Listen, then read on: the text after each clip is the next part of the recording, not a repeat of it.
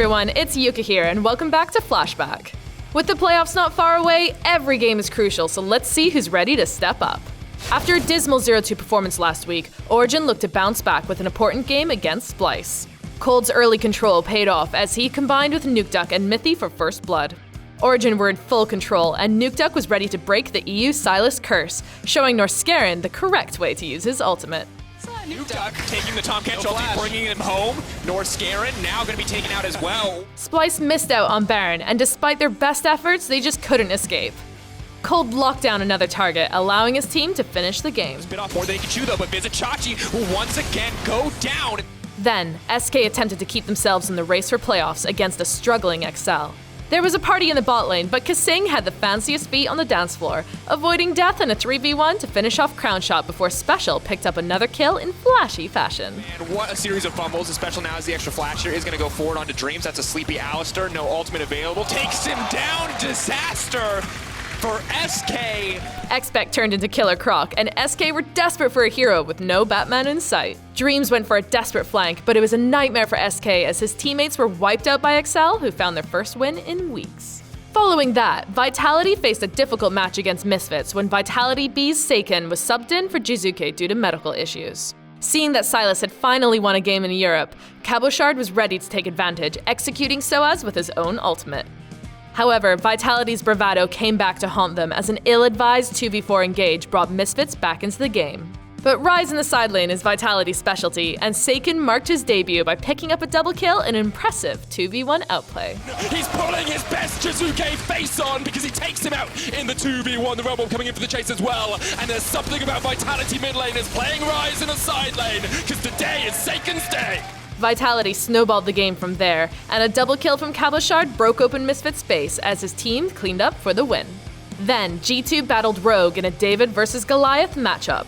It didn't take G2 long to get going, and after Wonder found a kill up top, Perk singled out Hikyu for a kill in a 2v3. Though he's post the Culling gets the kill. A great hook from Mikio to kick us in the Lantern away.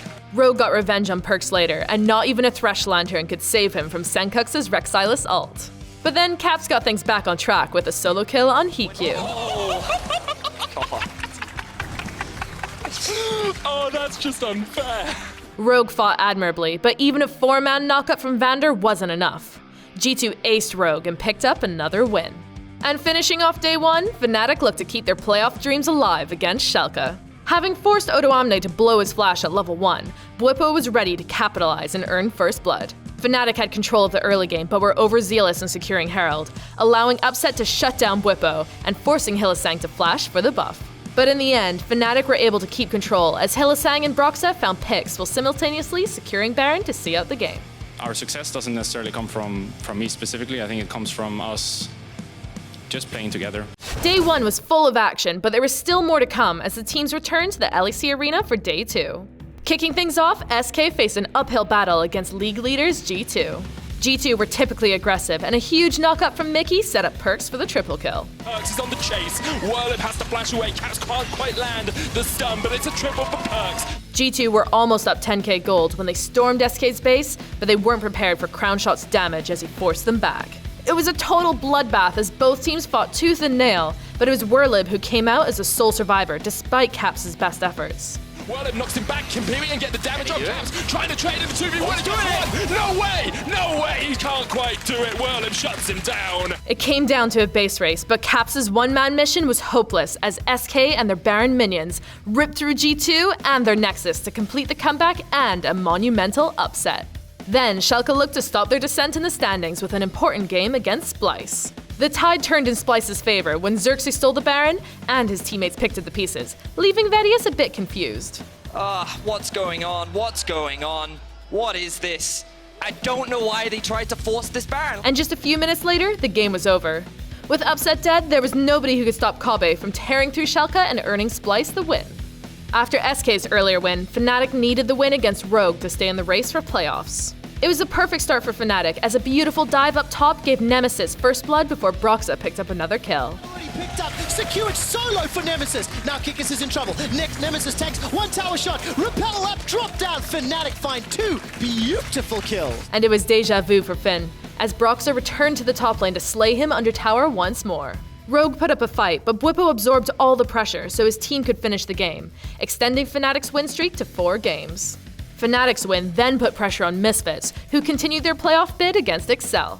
Excel had shocked Misfits earlier in the season, and Kadriel knew that shutting down Hansama was crucial to repeating that.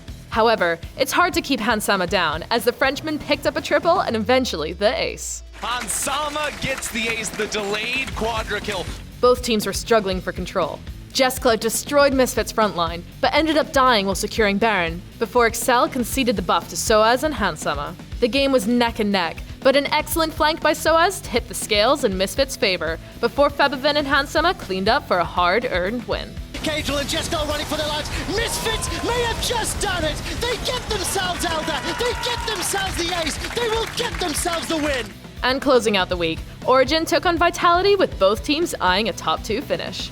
With so much on the line, the game was tense but sprung to life on the half-hour mark as Alphari's flank set up a few kills for his teammates. Runs its way through Vitality, that's one down, Kamashot goes, Seiken shortly to follow, and Origin find the perfect team fight around the barracks. From there, Origen calmly pushed their advantage, and a fantastic shockwave by Nukeduck made sure his team maintained control.